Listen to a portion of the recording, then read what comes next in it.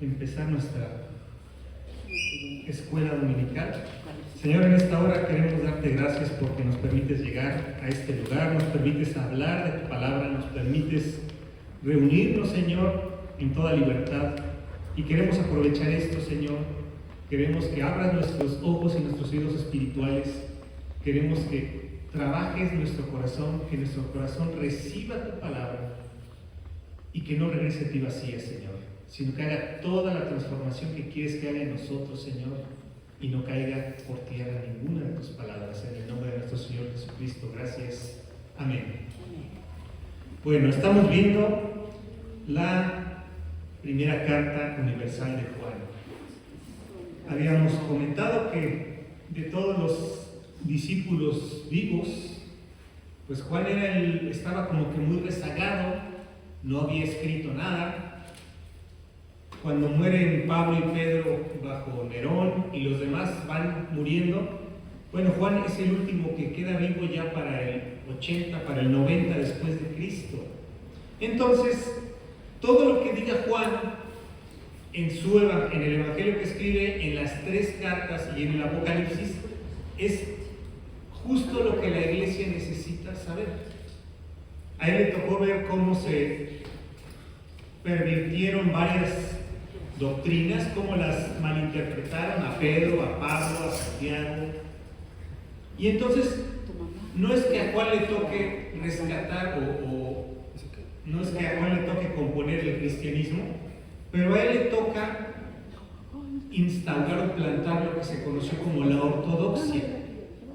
A Juan y propiamente a la comunidad juanina tiene mucho peso en esto que se llamó la ortodoxia cristiana, que fue la regla de los grupos que debían ser denominados o considerados hermanos cristianos, ¿verdad? Porque pues ya para entonces había muchos engañadores. Así que todo lo que Juan mencionó como importante para la iglesia en este tiempo y en esta primera carta que vamos a ver, todo lo que él menciona debe de ser importante para nosotros, porque al igual que en aquel tiempo nosotros estamos en una especie de adormecimiento, estamos en una especie de confusión, y entonces sí necesitamos que sea rescatado este cristianismo primitivo que, como nos decía ahí en Hechos, es una iglesia de un corazón y un alma. Entonces, Juan trata de, con sus escritos, regresar a ese cristianismo. Así que bueno, pues no podemos decir más que Juan era la autoridad para poder hablar de estos temas. Yo sé que para ese entonces ya estaba Linio, el primer obispo romano, ¿verdad? Pero no, a él no le tocó. A él no le tocó decidir de estos asuntos, fue Juan. Fue Juan. Y bien, estábamos viendo entonces que había algunos temas que Juan va a mencionar en su carta. Rápidamente, la encarnación del Logos, la encarnación del Verbo, la vida eterna, el pecado, el perdón de pecados, el amor al prójimo, el Espíritu Santo, la fe, la gracia, el amor de Dios, el amor a Dios, la seguridad de la salvación y también un tema interesante, el anticristo. Son temas que Juan va a mencionar en sus cartas y sobre todo en esta.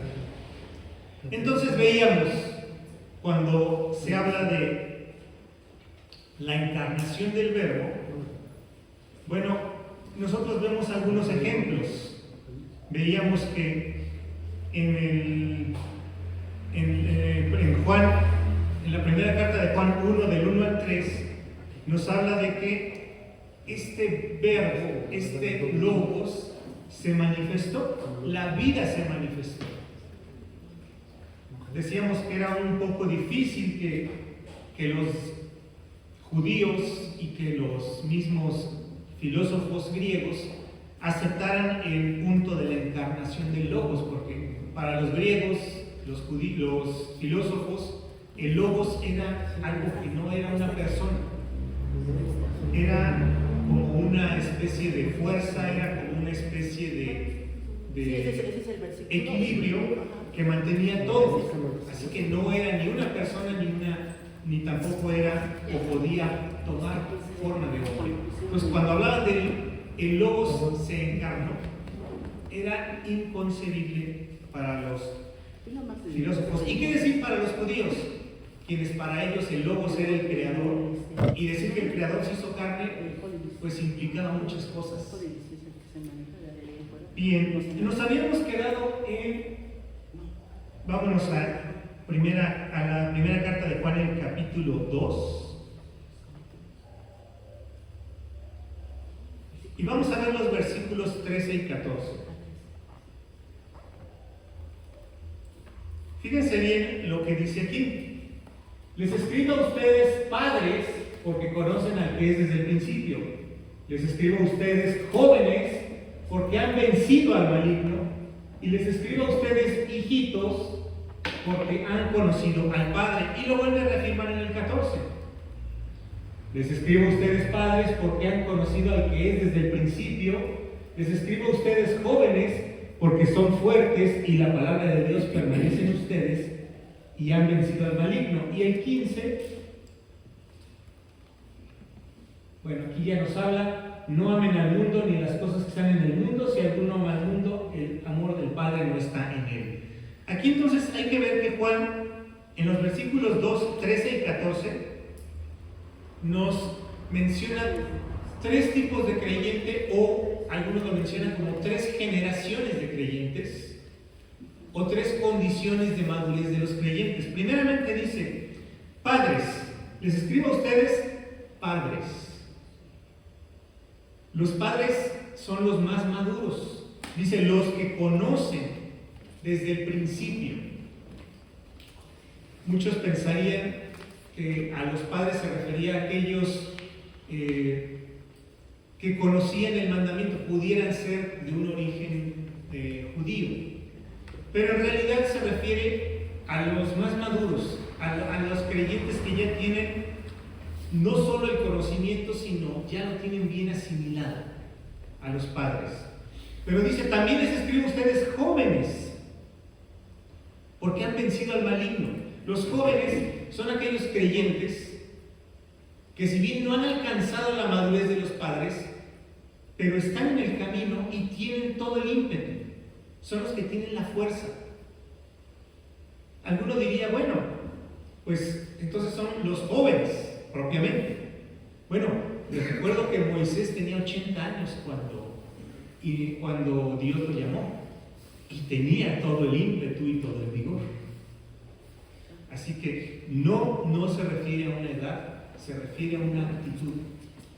No es que los padres ya no tengan la fuerza, no es que los padres ya no tengan el ímpetu.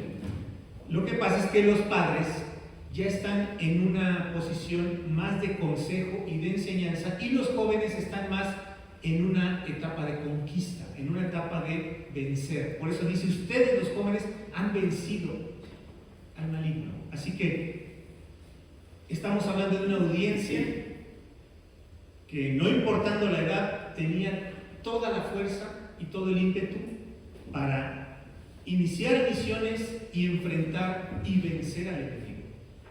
Pero también habla de los hijitos. Los hijitos son los que saben que han sido perdonados y conocen al Padre. Pues aquí entran todos. Aquí entran, en esta categoría entran todos los cristianos, pero principalmente aquellos que están empezando, aquellos, el apóstol Juan les menciona hijitos, algo pequeño, algo que está iniciando, y se los dirige de una forma muy paternal. Así que los hijitos es la audiencia, podríamos decir, más nueva, no podemos decir que inexperta, pero sí es la audiencia más nueva, más reciente, y que conocen, estos sí conocen muy bien que sus pecados han sido perdonados y conocen al Padre. O sea, no son simpatizantes. No son personas que, pues vamos a visitar esa iglesia a ver de qué hablan. No, esos no son los hijitos.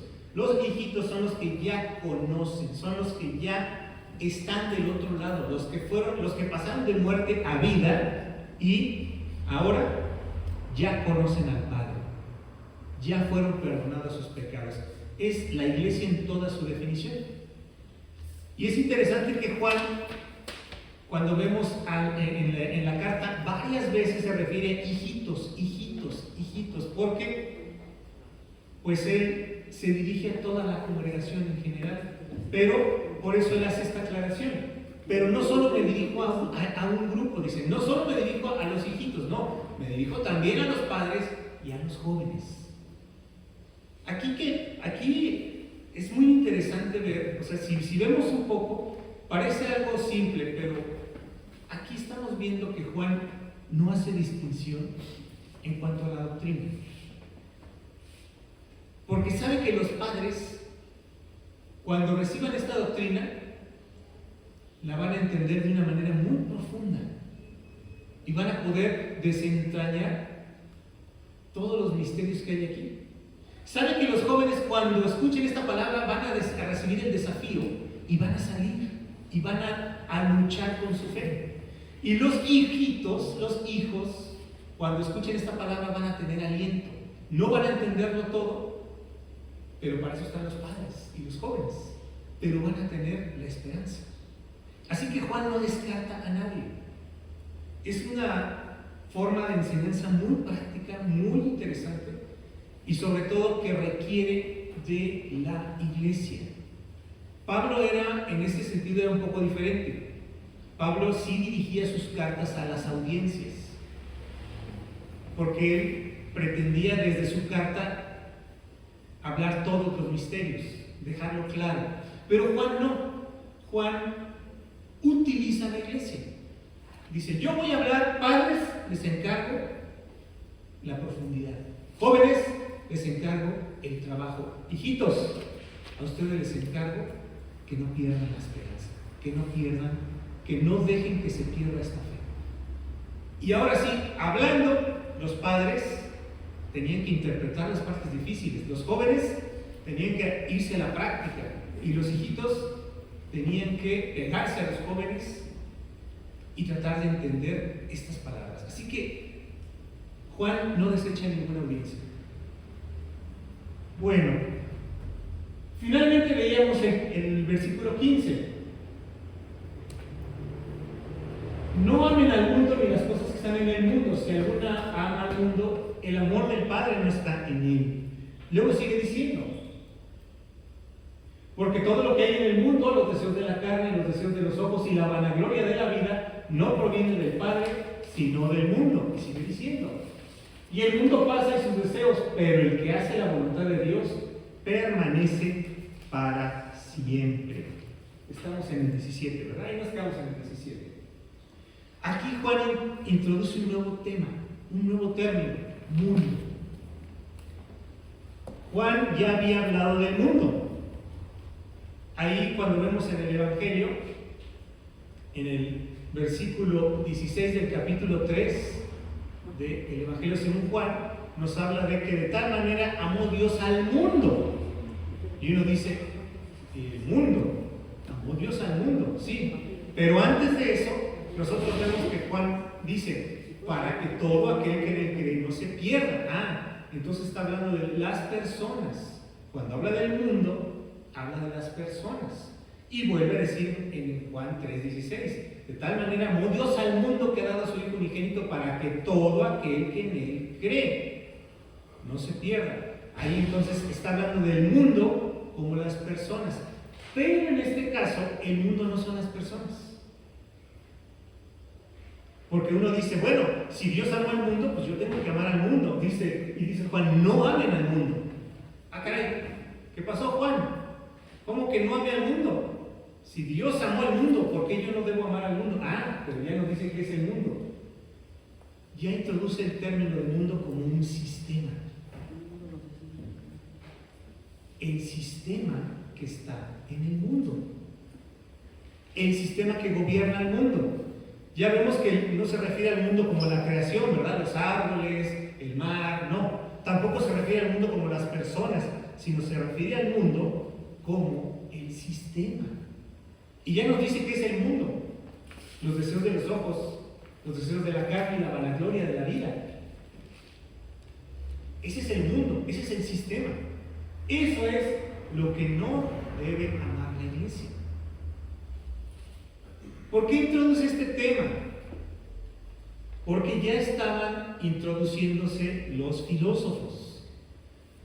Los epicúreos eran personas, eran filósofos que decían que teníamos que disfrutar de todo y al máximo. Y es más, que entre más tropiezos tuvieras en esta vida, es mejor porque así ibas a tener menos en la reencarnación siguiente. Así que imagínense qué enseñanza tenían estos hombres. Pero ellos enseñaban a amar los placeres, a amar las cosas y a verlos como algo bueno. Es que los placeres no es nada malo. Tener hambre no es malo. Comer no es malo. Descansar, reposar, no es malo. Bueno, ya cuando hablamos de deseos de carne, deseos de los ojos y vanagloria, ya estamos hablando de excesos. Sí tenemos una parte en nosotros que es instintiva, que nos pide comer, nos pide dormir, nos pide descansar, pero debemos someterlo, ¿verdad? No somos como los animales.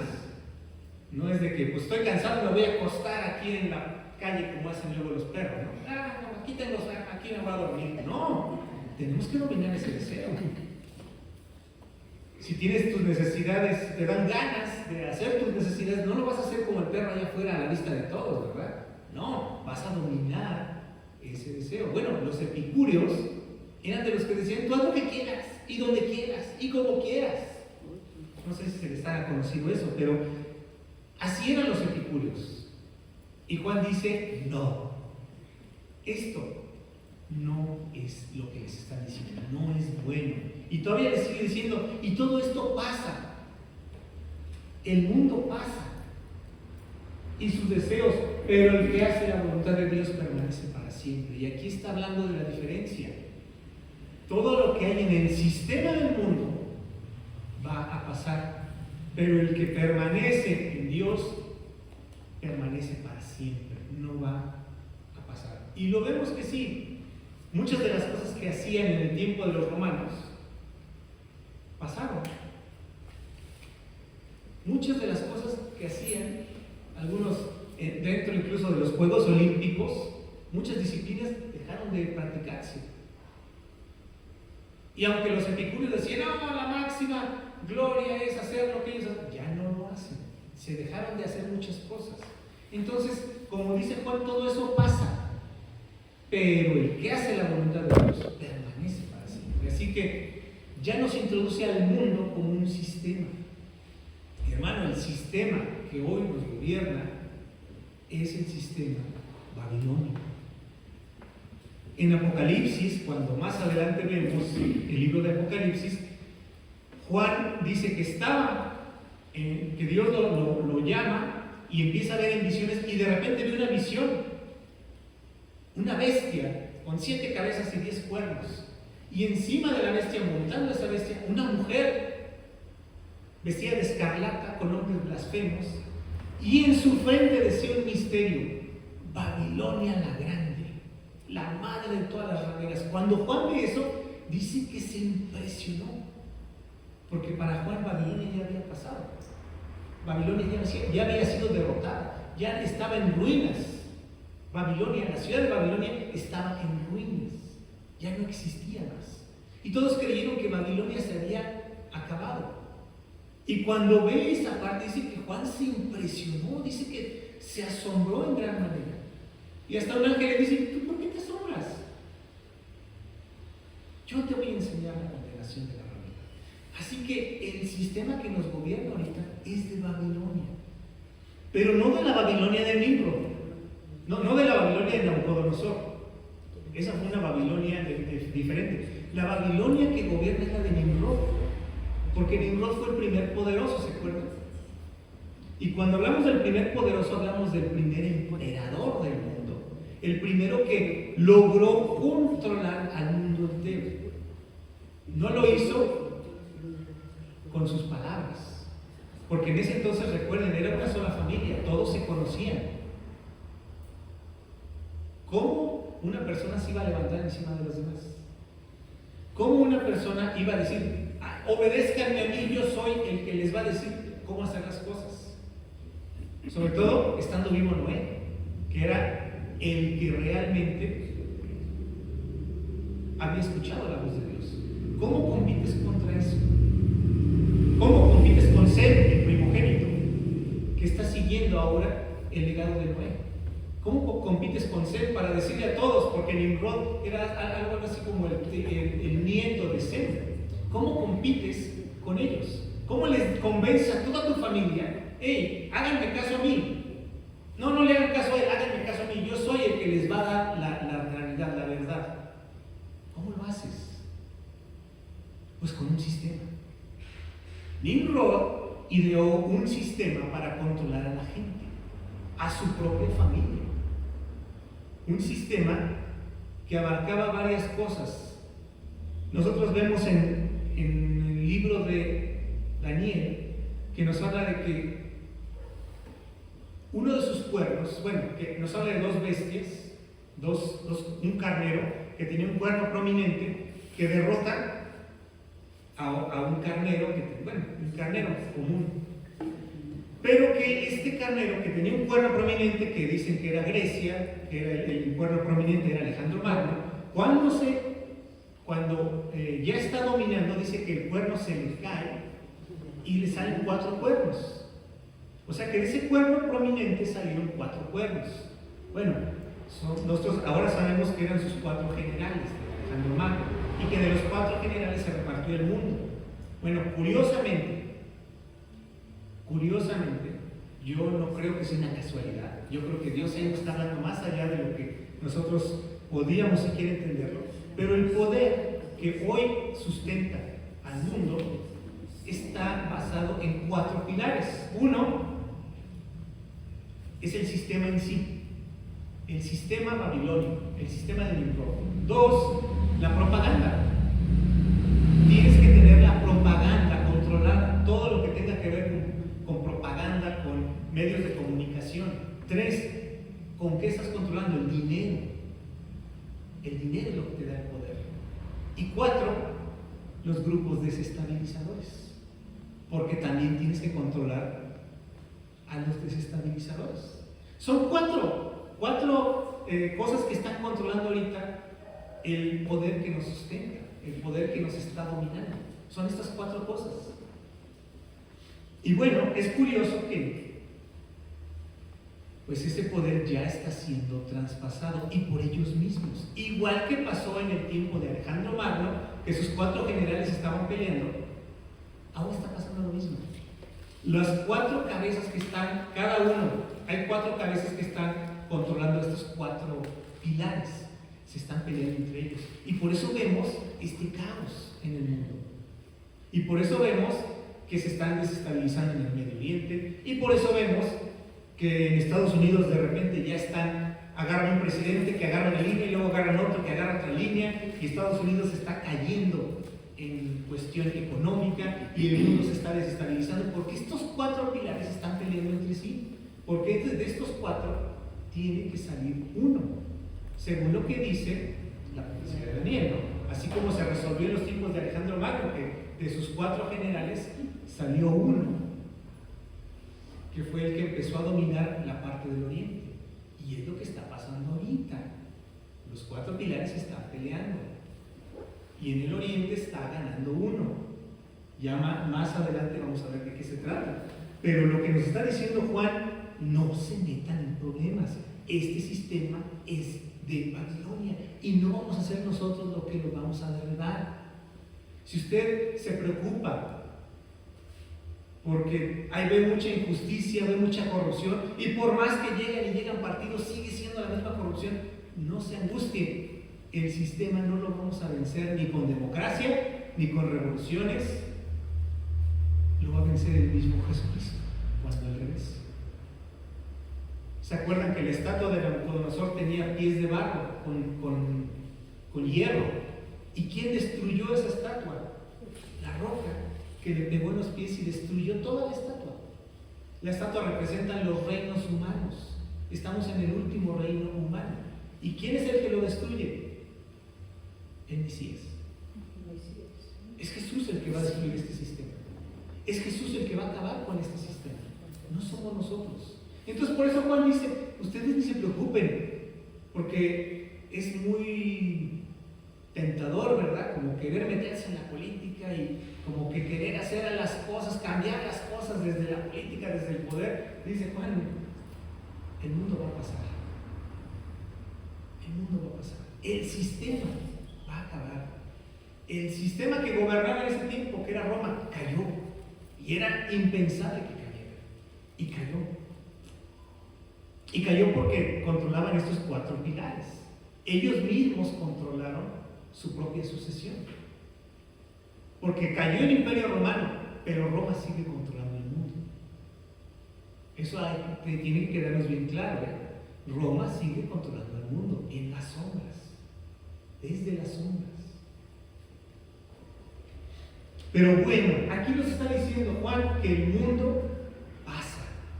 Este sistema se va a acabar.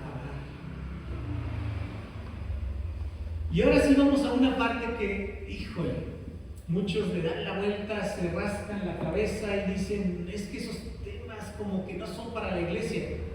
¿Qué nos dice el 18?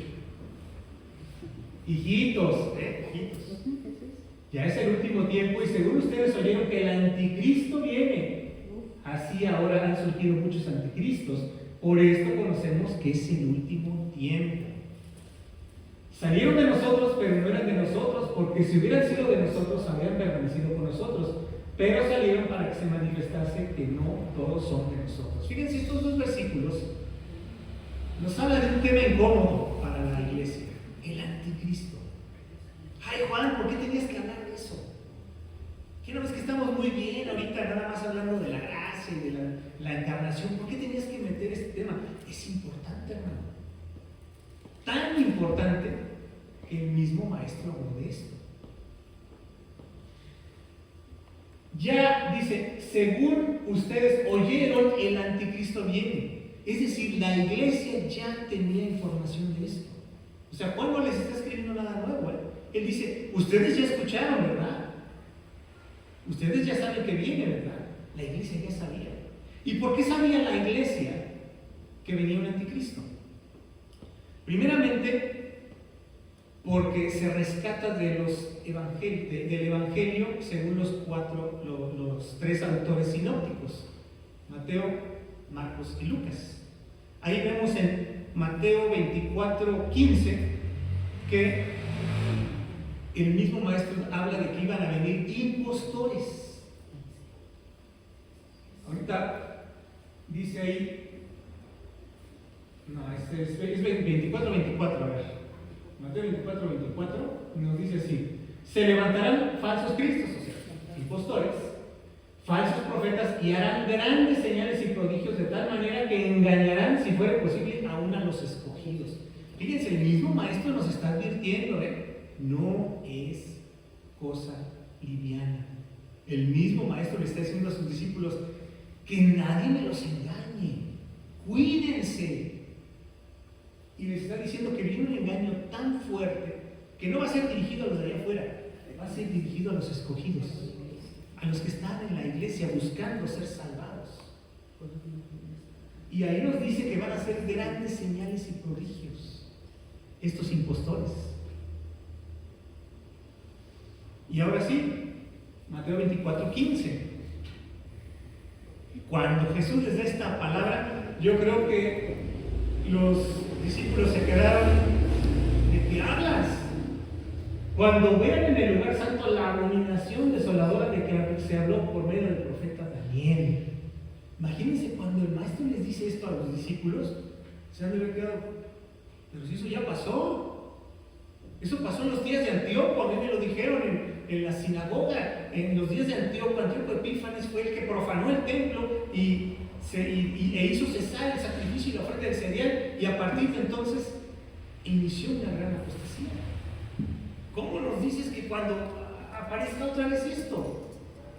Y aquí es donde tenemos algunos problemas con algunos cristianos que tienen una interpretación diferente. Porque ellos dicen que esto ya pasó, que es simbólico. Que el anticristo, incluso muchos piensan que ni siquiera es un personaje, que es un movimiento, que es algo simbólico, que es una oposición general a Cristo. Bueno, aquí el maestro está diciendo cuando vean la abominación de la desolación.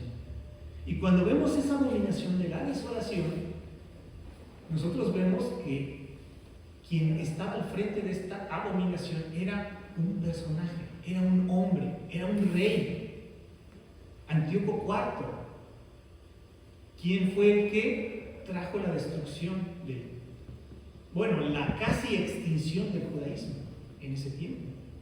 Entonces, cuando el maestro les dice eso, se han de haber quedado: maestro, ¿de qué hablas? Eso ya pasó. Pero no, hermano.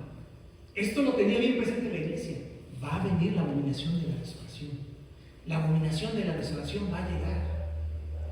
Y otra cosa más, el apóstol Pablo, allí en la segunda carta a los Tesalonicenses, el capítulo 2, habla de esto. Y él nos dice, para que no haya dudas y de que no haya malas interpretaciones: sí, es que la abominación de la desolación es una apostasía general. Así como ahorita estamos viviendo la abominación de la desolación. No. Pablo es bien categórico en esto. En la segunda carta, en la segunda carta a los Tesalonicenses, el capítulo 2, nos dice, atrás, respecto a la venida de nuestro Señor Jesucristo y nuestra reunión con Él. ¿De qué está hablando aquí? Del arrebatamiento. Aquí no está hablando de otra cosa.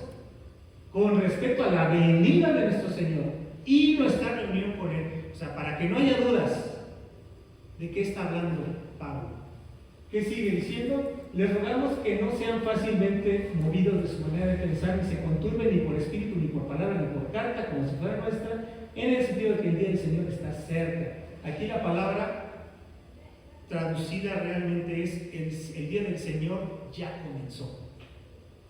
Porque en ese momento, en esos días, ya había personas que empezaban a decir, como ahora, es que ya pasó, ya empezó, no te perdiste la abominación desoladora, por favor, ya sucedió, está pasando en este momento. No, dice Pablo, no es que nadie los engañe, eso no ha pasado. Y sigue diciendo, 2:3, nadie los engañe de ninguna manera, porque no vendrá sin que antes venga la apostasía y se manifieste el hombre de pecado, el hijo de perdición.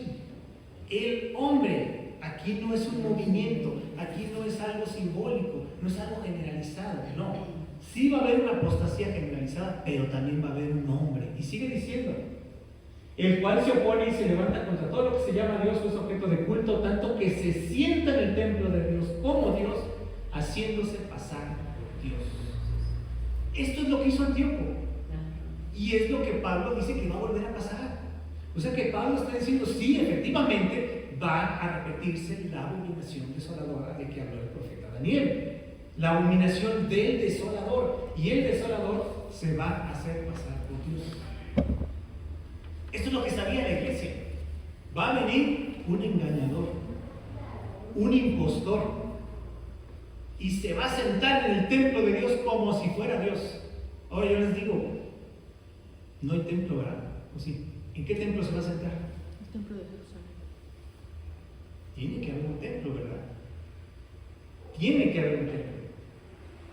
Así que esa es una parte muy importante. Debe existir un templo que este hombre profana con su propia presencia, haciéndose pasar por Dios. Entonces, eso es lo que conocía la iglesia primitiva. Y Juan dice, ¿oyeron que viene, verdad? ¿Verdad que sí lo oyeron? Pues dice Juan. Ahora sí regresamos a la carta de Juan. Y el capítulo 2, versículos 18 y 19. Ahí sí nos dice, el anticristo viene, dice. Y así, ahora dice, han surgido muchos anticristos. A ver, el anterior. Han surgido muchos anticristos. Por esto conocemos que es el último tiempo. ¿Se acuerdan que Jesús les dijo: vendrán muchos en mi nombre diciendo yo soy el Cristo? Dice Juan: por esto sabemos que estamos en los últimos tiempos. Por esta es una señal. Van a venir muchos impostores. Impostores que hagan señales. Esa es la gran señal de que estamos en los últimos tiempos. Ahorita tenemos muchos impostores. Bueno, espérese a los que vienen, porque van a venir con muchos, van a venir con prodigios y señales. Dice el mismo Pablo en Tesalonicenses que viene con poder del mismo Satanás, un poder que Dios mismo permite para que se pierdan de una vez los que se van a perder, para que ya no anden de que, pues sí quiero, pero no, les va a mandar una vez un impostor para que digan: me voy con este, ya, no le busco más, este va a ser mi Señor. Ese es el tamaño del engaño, ese es el tamaño de lo que Juan está escribiendo aquí. Ya están, dice Juan, ya empezaron muchos anticristos, porque en ese tiempo estaban muchos que empezaban a torcer la palabra. Ahora, ¿qué dicen estos anticristos? Vamos a primera carta de Juan, capítulo 4, versículo 3. Porque Juan está hablando de que ya estamos anticristos. ¿A qué anticristo se refiere? Juan 4:3. Y todo espíritu que no confiesa que Jesucristo ha venido en carne no es de Dios. Y este es el espíritu del anticristo, el cual ustedes han oído que viene y que ahora ya está en el mundo. ¿Han oído que viene el anticristo? Bueno, pues su espíritu ya está en el mundo. ¿Y cuál es la señal de que está en el mundo? Todo espíritu que no confiesa que Jesucristo vino en carne. Ahí empezaban ya los anticristos a torcer esta parte, porque había una secta, los docetistas, que decían que Jesús sí era Dios, pero no era hombre, que era solo una apariencia de hombre, pero que no era hombre, que no sufrió, que no comía, que no dormía, porque pues no tenía necesidad, porque no era hombre. No, dice Juan, el que dice eso tiene el espíritu del anticristo.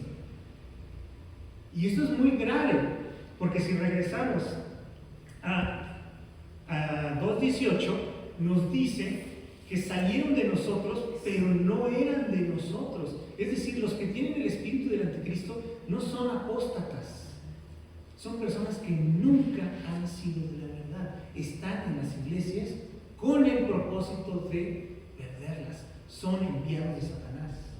Aquí hay que tener mucho cuidado, porque muchos interpretan este pasaje como para decir: ya ven, es que pues de los que están en la iglesia, pues sobre todo los que piensan en los elegidos, ¿verdad? Es que no todos son elegidos, hay unos que no son elegidos. No, es que en la iglesia se infiltran mensajeros de Satanás, se visten como ángeles de luz, y su propósito es hacer que caiga la iglesia en desatinos, en desacuerdos, en pecado. Así que dice aquí que todos los que tienen el espíritu del anticristo no son ni siquiera escogidos de Dios, son infiltrados. Salieron de nosotros, pero no eran de nosotros. Eso es muy, muy importante que entendamos. No es que haya escogidos para salvación, escogidos para la destrucción, pero sí sabemos que el enemigo también tiene sus ángeles, sus mensajeros, y están en las iglesias para convencer al mundo de que Jesucristo no es Dios encarnado. El espíritu que no confiesa que Jesús viene en carne, ese es el espíritu del anticristo. ¿Qué más nos dice de estos espíritus? Vamos a regresar al capítulo 4 de la primera carta de Juan.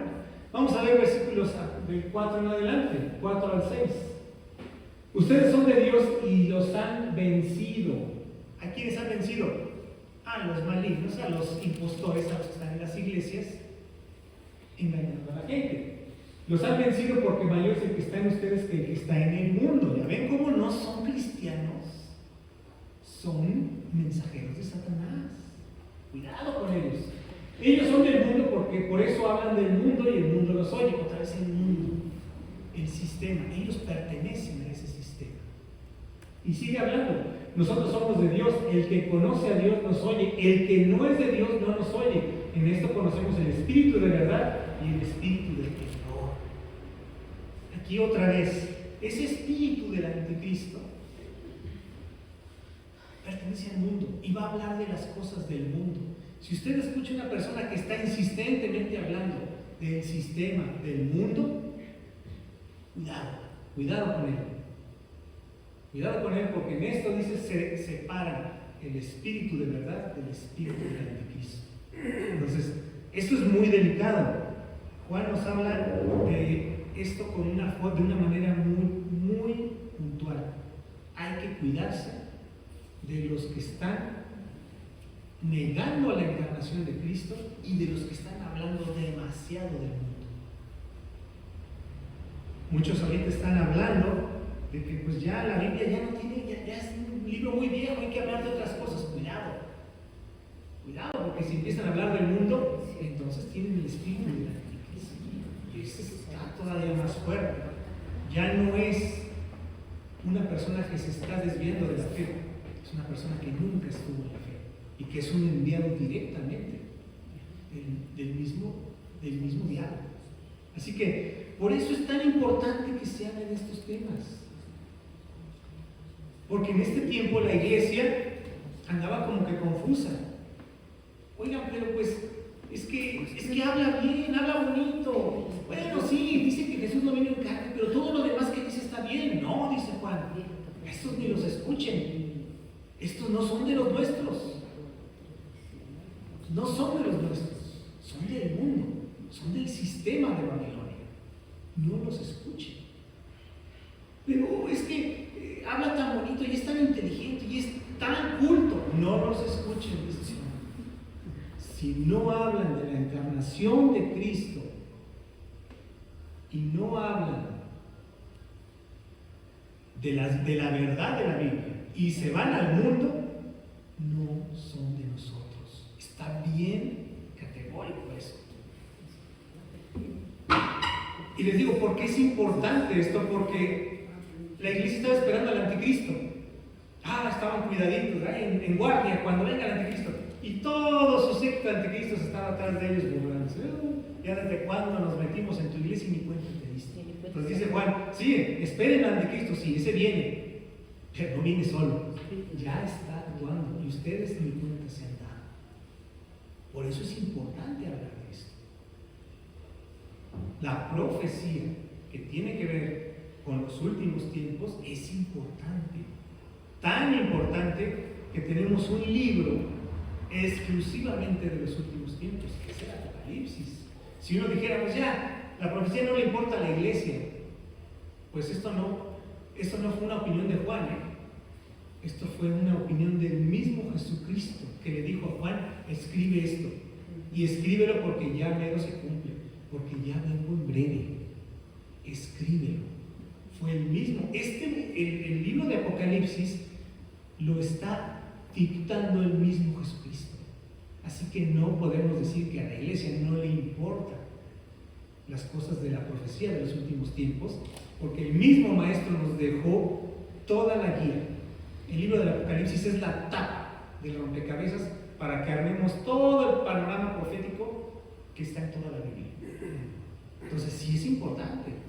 Y más importante, dice Juan, más importante que estar viendo y buscando a ver quién es el anticristo, chécate todos los anticristos que pueden estar tratando de mover a la iglesia y enfréntalos, sácalos, no los escuchen. Es tan importante esta parte que Juan le tiene que dedicar una parte de su carta para decirles, sí, el anticristo, pero no es el único, no viene solo. Cuídense de esto. Entonces, cuando nosotros seguimos viendo esto, nos regresamos al 2:19. ¿Qué dice después el 2:20? Ustedes tienen la unción del Santo y conocen todas las cosas. Ya el apóstol Juan empieza a recapitular, empieza a rescatar la idea del Espíritu Santo. Aquí vemos que Juan está rescatando el concepto de la iglesia sobrenatural, no de una iglesia filosófica que tiene principios que hay que aprender. No. Es una iglesia sobrenatural porque habla de la unción del Santo. Y la próxima semana vamos a hablar de esta unción, de todo lo que tiene que ver con el Espíritu Santo. Pero es claro que el apóstol Juan está rescatando esa iglesia primitiva, esa iglesia que estaba en un inicio de un corazón y un alma, esa iglesia en donde no había necesitados, dice, no había necesitados. ¿Qué iglesia puede decir eso hoy? No había necesitados. Y que tenían el favor del pueblo. ¿Qué iglesia puede decir eso? Bueno, creo que hay muchas que sí lo pueden decir, pero que tenían el favor del pueblo y que Dios añadía a la iglesia a cada día a quien tenía que ser salvo. O sea, ya la iglesia ya había hablado suficiente, ya había demostrado suficiente y la misma gente empezaba a añadirse. Así que esa es la iglesia que quiere que regresemos, Juan. La iglesia sobrenatural, la iglesia bajo la tutela del Espíritu Santo. Y por eso primero nos habló del engañador. Hagan a un lado a este, para que el Espíritu Santo tome lugar. Saquen a todos los impostores para que no les estorben al que realmente debe estar enfrente de ustedes. Entonces, es muy importante que entendamos estas partes, es muy importante que conozcamos esto y sobre todo que vayamos entendiendo. Juan, el último de los apóstoles, quiere que entendamos esto porque el propósito es que regresemos a esa iglesia sobrenatural, a esa iglesia que solo puede estar bajo el poder del Espíritu Santo. Señor, en esta hora queremos darte gracias porque nos permites saber estas cosas, porque nos recuerdas estas cosas y porque, Señor, nos quieres hacer parte de esta nueva iglesia, de esta iglesia que va a gobernar y va a conquistar, Señor, toda la conciencia y la voluntad de las personas que están allá afuera que no te conocen. Que a través de esta iglesia tú vas a mostrarte al mundo. Y no es que la iglesia no esté trabajando, es que tú estás trabajando, Señor, y es tu iglesia la que quiere, la que debe ahora sumarse a tu trabajo. Y aquí estamos, Señor, como iglesia, como en aquella ocasión estaba Isaías, escuchándote decir a quién enviaré y quién irá por nosotros. Y aquí estamos nosotros diciendo, aquí estamos, Señor, envíanos a nosotros, envía obreros a tu mies, y aquí estamos disponibles. Si la mies es mucha, Señor, aquí estamos. Si los obreros son pocos, Señor, aquí estamos. Si tú no has descansado desde la fundación del mundo, aquí estamos nosotros también. Considera a tu iglesia, príncipe de paz. Considera a tu iglesia, Señor, para que se haga tu obra y tu voluntad, así como se hace en el cielo, que se haga en esta tierra. En el nombre de nuestro Señor Jesucristo. Amén.